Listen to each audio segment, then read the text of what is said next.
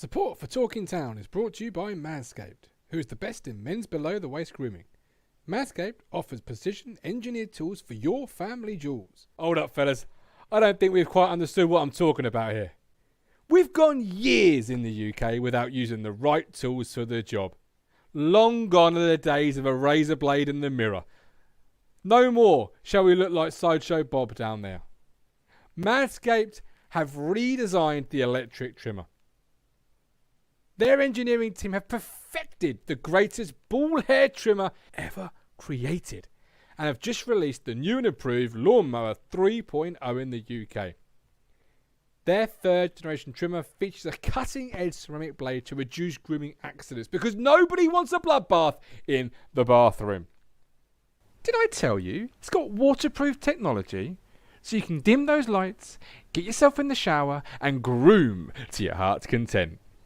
Whatever you do, however you do it with Manscaped's Lawnmower 3.0, and don't forget, you can get 20% off and free delivery with the code TT. Manscaped.com. Make your testes their besties. AwayDaysBeer.com. Proud to partner with Talking Town. For only $14.99, grab your ITFC Legends Pack from the Beat to Hoppy Robson to Brazil's Best and Pablo's Pal. Whatever you need, whatever you want. ITFC Legends Pack, $14.99 at AwayDaysBeer.com. Grab it today.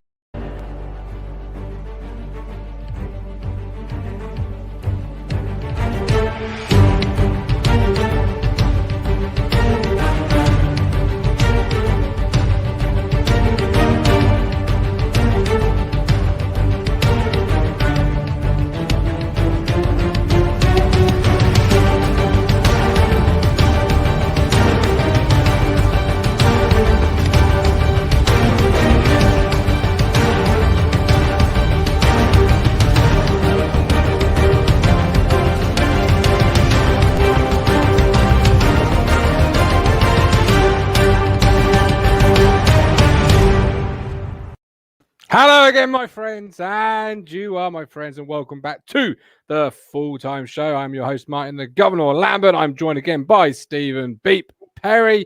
Stephen, welcome back. A little bit different, obviously, the pre-season, so you can't take a great deal away from it, but you're looking, I always am, looking for little touches and seeing who stood out. Before we get into the players, how did you rate the whole 90 minutes? Well, all we can compare it to is last season. You know, we have to look at it between where we are now. I know it's pre-season and there's still players to come in. You know, there's still things to work at. But near enough, every time we had an opportunity, they were looking forward and looking to try and get the ball forward. Even against someone, a team like Palace, you know, who have got £20 million players in their team, you know. And you could see the difference there. I think that's what won it. They had the better quality player for that final ball, that final run, you know. And I think he stood up to it well. I was well impressed. Yeah, absolutely. Good shape about us as well. Obviously, Palace had a lot of the balls you'd expect with those type of players. Good, strong team from Palace.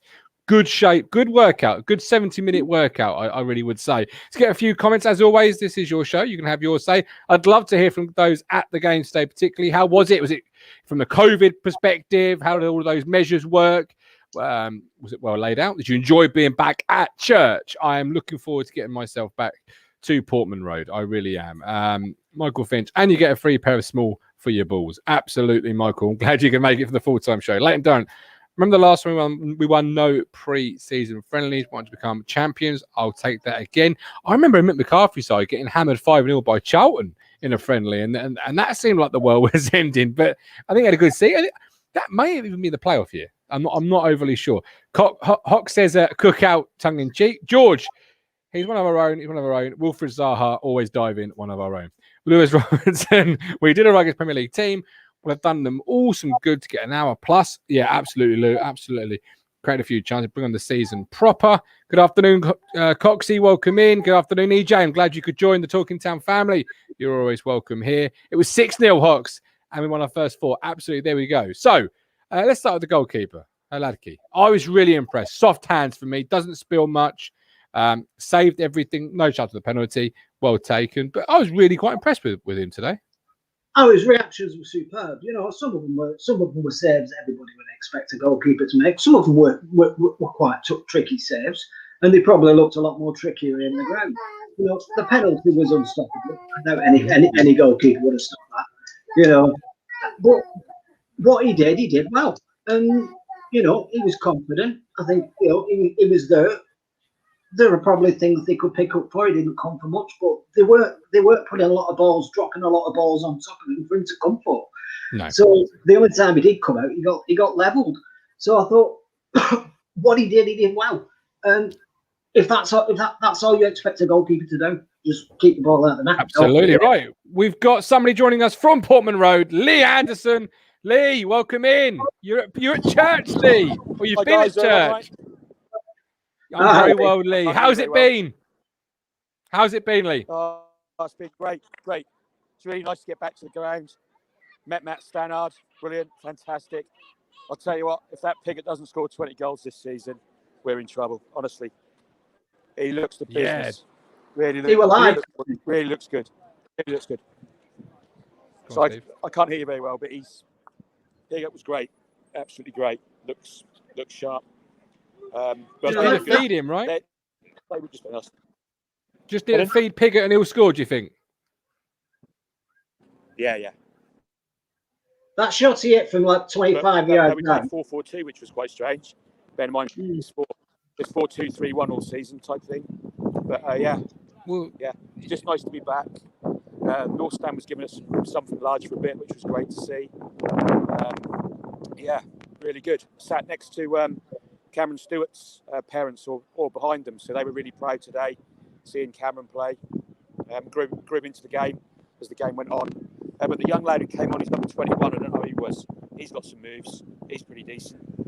He's one for the future. Yeah. But yeah. So really positive. Harper grew into the game second half. Wasn't really in the first half, but I see Hogs was asking about Zaha. He's a Rolls Royce, but he's got a gear missing somewhere. He had a couple of chances first half where he should have scored, but missed those. But yeah, it was okay. We had a few chances. Burns looked okay when he got going down the wings. Perfect. Lee, I'll let you go. Absolutely perfect to have you on. Thank you so much. It's been a real pleasure. The picture's just frozen, so I'll let him go there. Piggott, we'll start with the goalkeeper. Let's go right to the other end of the pitch now there, Steve. Piggott, he stood out as well. Had a good chance, hit the post, won his flick-ons. He's a hard work player, isn't he? He is, and he was first half he was chasing everything down. Second half, I think he was more like Norwood was chasing everything down, and he was like the one feeding off him. I think it was trying to be the other way around, and they switched the second half to see if the other one was feeding the other one. And I think the second half worked better. I think Norwood feeding Piggott worked better because I still think Norwood went a bit missing first half, and like Piggott was in there trying to find the ball on his own, but especially when Piggott had that shot, it was a lovely cross in from Harper, nodded down by Norwood, and then 25 yards, first touch, whack. The goalkeeper never saw it. He never saw it. And another day that would have gone in. Yeah, and Lee says, and Lee mentioned there, Steve, that if he doesn't get 20 goals, I'm not quite sure how he finished that sentence, but he did look a handful against Premier League centre halves. Oh, I think they were concerned about him. They were definitely concerned about Burns on the wing because every time he got him, two men went to him. Now you don't normally see that with Premier League teams that two men will go for a wide man. They didn't bother with Fraser because they didn't think he was much of a threat. Which he's out of position, so he's probably not going to be. But every time Burns got the ball, there were two men on him, and I noticed that straight away. And I thought, how do it was? And then he still skinned them, and I was loving that.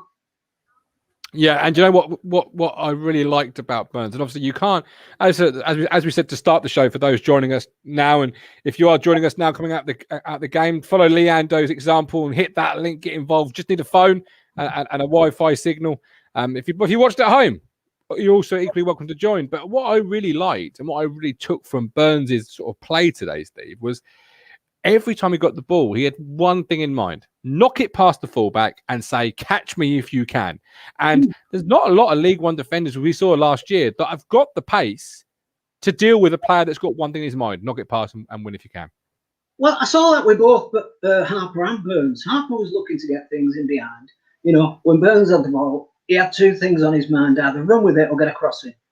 And that's all he did. He either ran with it or he found a way to get a crossing. You know, he almost got a crossing to Piggott. Piggott was unlucky not to get on the end of it. You know, or he ran with it. You know, he's not going to get a lot of chances against Palace. Against League One sides, he's going to get a lot more opportunities, you know, to get the ball down the line or to get a good cross in, you know. So he's going to be a bit freer. But he still managed it against what we could say is a good Premier League side. Yeah. You know, so Fraser, you mentioned Fraser there. Played out of position, although he has played some left wing when he was at Dundee.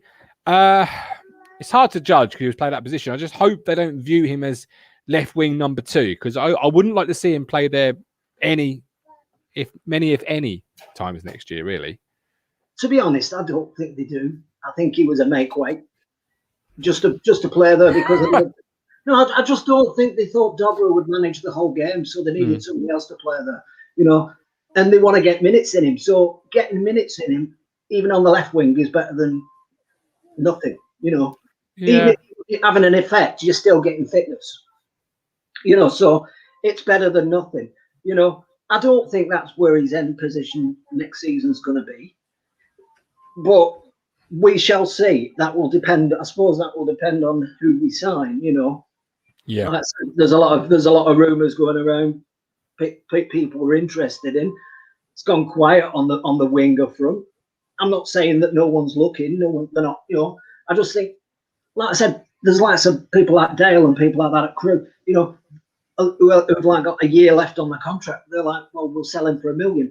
As that starts getting to the 31st of August and Crew realise no one's coming in for him, they might end up getting nothing in 12 months. You know, that $1 million will drop because desperation will set in and say, well, it's either this or nothing.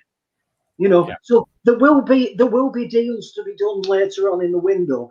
I just think is Paul Cook trying to figure a way out to start the season to get a performance out of the team for the first 2 or 3 games, and then close to the end of the window, tie up a few deals. That's absolutely how I see it. Michael Finch, they're constantly trying to get players in. Yeah, I still think we need 2 wingers because I think if you look at Burns and then look at Piggott, I think Piggott will thrive off balls in the box and Burns wants to deliver it. So you want somebody on the left wing that has the same mentality. Selena, for a guy that's been mentioned previously, has that mentality.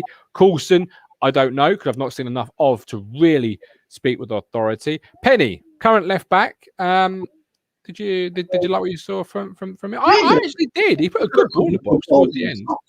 You know, right towards the end, he was still getting a good ball in the box. You know, a threatening ball in the box. You know, he's supposed to be an attacking fullback, and there was shade. I saw a tweet. There was shades of Creswell about him. I'm not saying same quality. No, I'm not saying the same quality, but getting right down to the touchline and getting a ball right into the 6-yard box. He was doing that right until the 90th minute. I'm thinking like, well, you can't ask for more. That's all Cook wants from his fullbacks.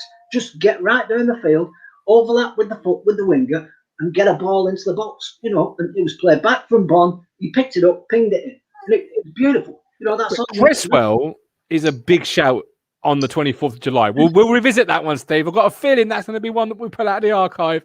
I pray in a good way, but we never know. You've made it now, Steve. Don't go backtracking. Don't go being Gherkin. Don't go backpedaling on me now. No, I'm not. I did say that, you know, that's a big ask. What I'm saying is like... You said crazy. You brought crazy into it. I actually didn't. I saw it on Twitter. But the point is I can see where that's coming from.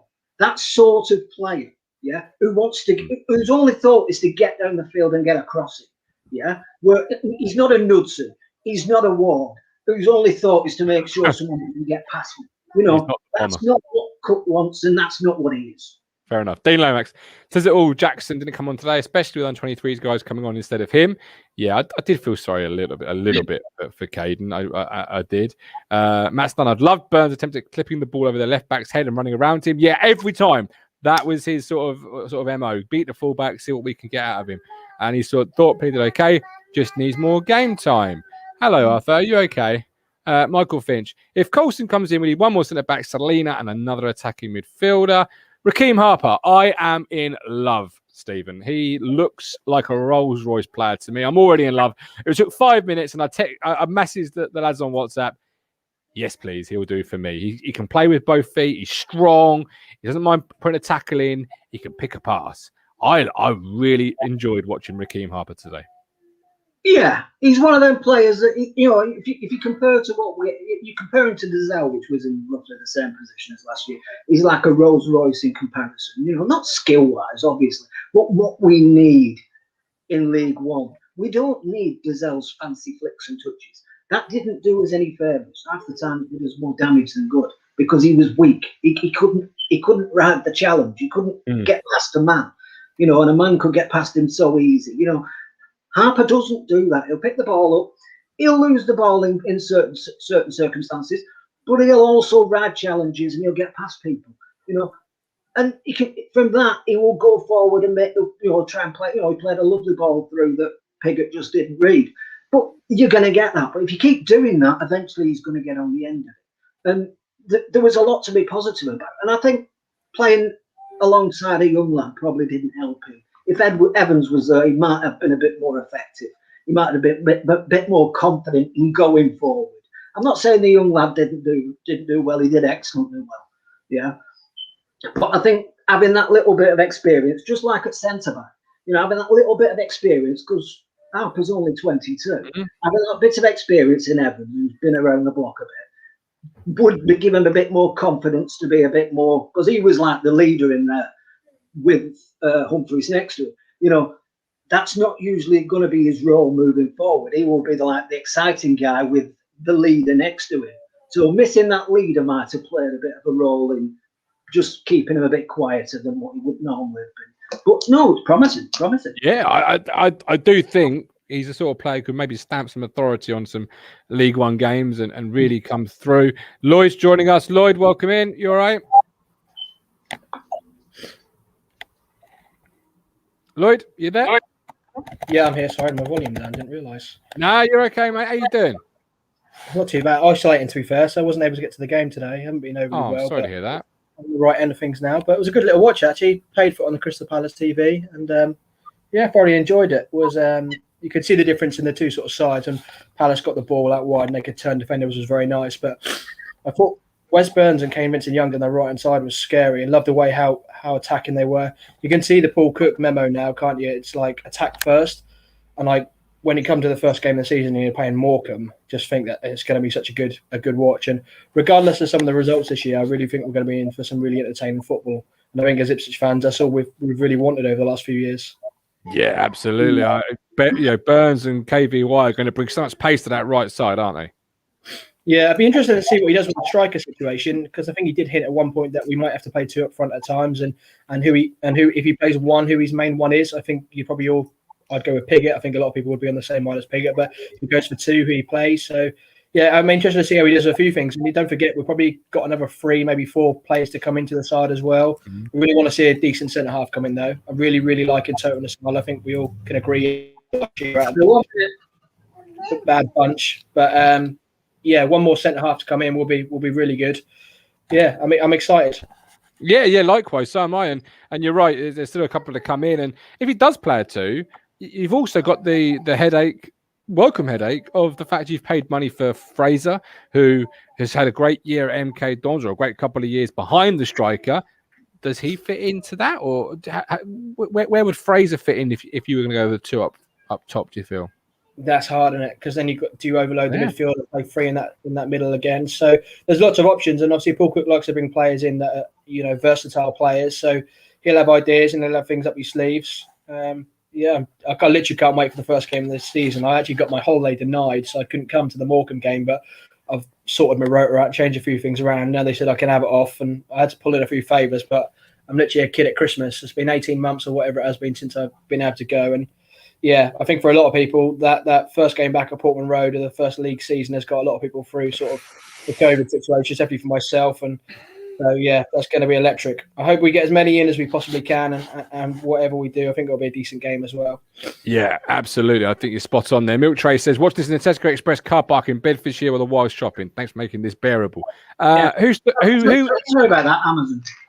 Ah, they always deliver. Lloyd, before I let you go, who stood out for you head and shoulders above anybody else in terms of the town?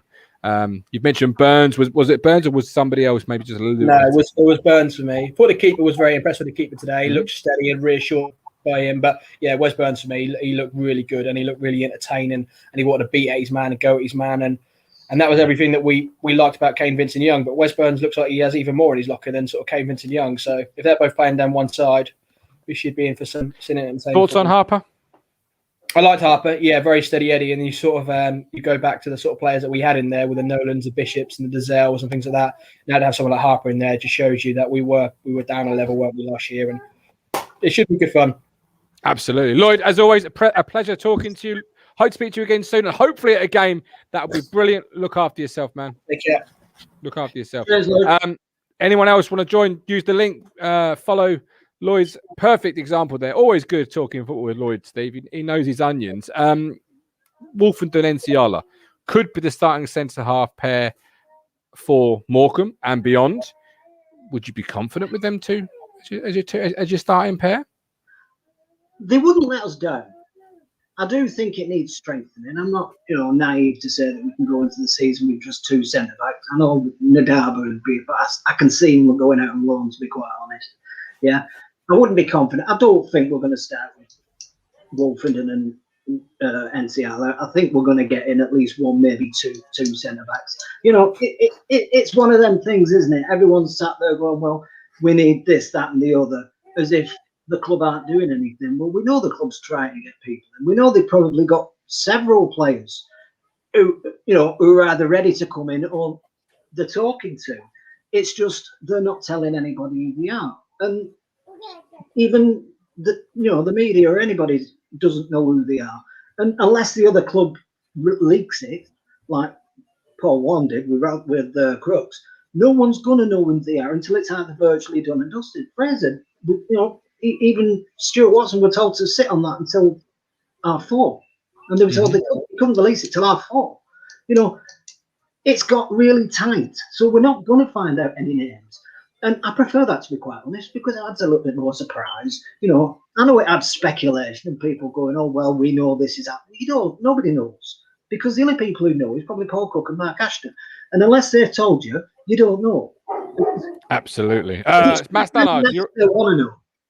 Matt Stannard's got us on in the car, Stephen. So you're on in the car. You're on in at Tesco Express. Look at this. Look, the show's going everywhere today, Stephen. That's what happens with it. It's lovely, the community it's built. And obviously, Matt today met Lee Anderson, who they met through Talking Town. That's the community in plan, as it says above there. One club, one community. I'd like to bring up what Lloyd said about it being a more attacking side. Go for it. I can imagine there being more 3-2s, 4-2s than 1-1s and 1-0s. That's why I think it's going to be a more interesting season. It might not always be our way. We might lose 3-2 instead of win, but I think more often than not, we'll probably win 3-2 or 4-2. But I think there'll be more of those sorts of games where we're a little bit more gung-ho to go for a goal than just say, well, we scored a goal, let's just sit and hope we don't concede one. I think that's probably where we're going to go. And if we concede one, it'll be you score 2, we'll score 3 scenario. You score 3, we'll score 4, which always makes it more exciting for fans because you're going to go for it no matter what. Absolutely. A bit more Joe Royal-like. Yeah. I think that's how it's going to be, which was exciting. That is. Chris Blake, Harper, strong defensively, wants more moving forward. Michael Finch, the only thing that worries me is that Wolfenden sometimes goes missing. Dean Lomax, we could have pressed more when Paz had the balls, when Norwood and Penny did once the second half. It went out for a throw to us. Need a bit more of that.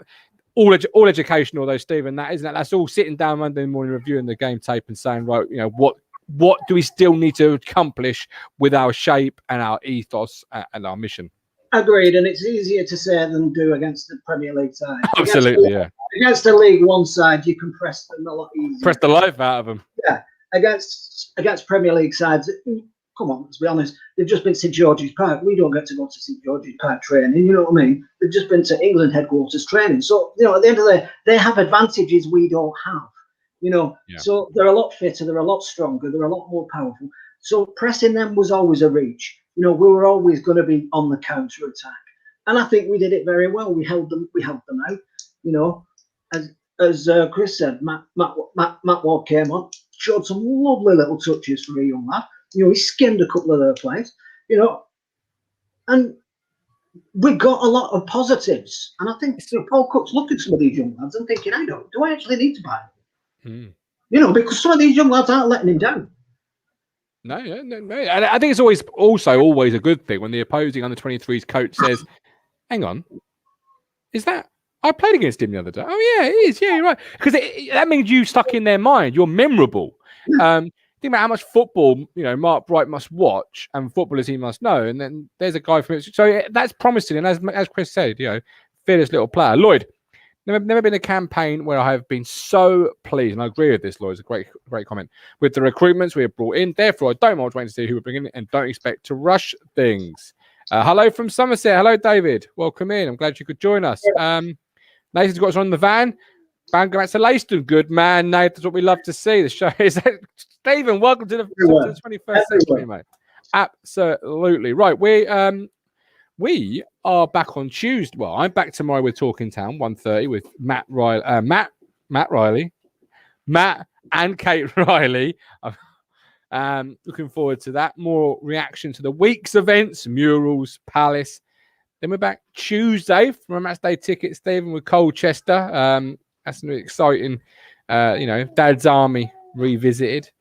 But that will be an interesting one because then you'll be able to see about pressing, won't you? Because, you know, at the end of the day, it's gone from like 35-year-olds, our old 35-year-olds, to our now 22-year-olds who you know, Cole Skews against Raheem Harper. Who's going to win that challenge?